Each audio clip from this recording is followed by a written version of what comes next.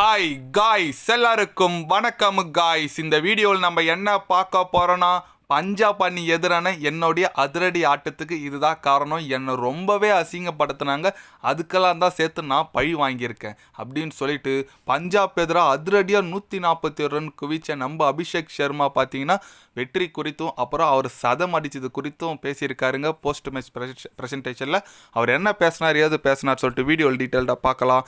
அதுக்கு முன்னே நீங்கள் நம்ம சேனலுக்கு புதுசாக வந்திருந்தீங்கன்னா ஒரு சப்ஸ்கிரைப் மட்டும் பண்ணிட்டு வாங்க, வீடியோக்குள்ளே போகலாம்.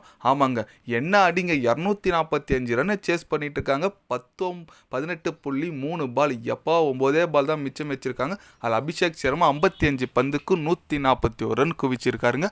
அவர் அதிரடி குறித்து என்ன சொன்னார் கேட்டிங்கன்னா, நான் இந்த சீசன் ஃபுல்லாகவே ரொம்ப ஃபார்ம் அவுட்டில் தான் இருந்திருக்கேன். நான் ஒரு சிக்ஸ் கூட இந்த போட்டிக்கு முன்னே அடிச்சதில்லை.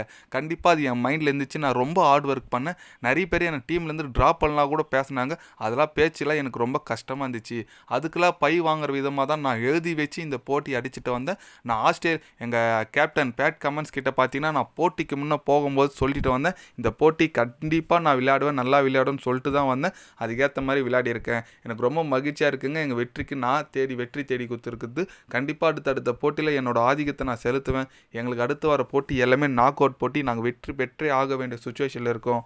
இந்த வாட்டி கோப்பை ஹைதராபாத்துக்கு வாங்கி தான் தருவோம் அப்படின்னு சொல்லிட்டு நம்ம அபிஷேக் சர்மா பார்த்தீங்கன்னா செமையாக பேசியிருக்காருங்க. ஆமாங்க, என்ன அடிங்க அடிச்சார் எப்பா.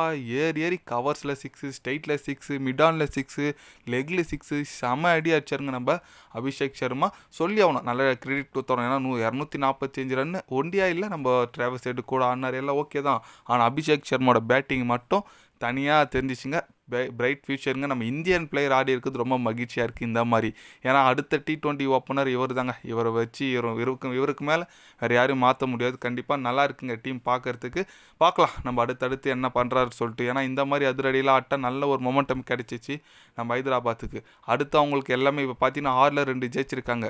பிளே ஆஃப்ஸுக்கு போனோன்னா இன்னும் 8ல் குறைஞ்சபட்சம் பார்த்தீங்கன்னா நம்ம ஒரு 6 ஜெயிக்கணும் ஹைதராபாத் 8ல். அப்போ தான் அவங்க உள்ளே போக முடியும். அதனால் அடுத்த போட்டி எல்லாமே நாக் அவுட் போட்டி மாரி நினச்சா மட்டும்தான் ஹைதராபாத் அணியால் உள்ளே போக முடியும். நீங்கள் சொல்லுங்கள், நம்ம அபிஷேக் சர்மா இந்த மாதிரி ஒரு அதிரடி ஆட்டத்தை ஆடி இருக்கார். அது குறித்து நீங்கள் என்ன நினைக்கிறீங்க, உங்களோட கருத்துக்கள் என்னன்னு சொல்லிட்டு மறக்காமல் கமெண்டில் சொல்லுங்கள். இது போன்ற ஸ்போர்ட்ஸ் நியூஸை தெரிஞ்சுக்கணுன்னா சேனலை சப்ஸ்கிரைப் லைக் ஒன்று பண்ணிக்கோங்க. கண்டிப்பாக கிரிக்கெட் பற்றி day by day channel update வரும். மறக்காமல் சப்ஸ்கிரைப் மட்டும் கொஞ்சம் பண்ணி வச்சுக்கோங்க. நன்றி, வணக்கம்.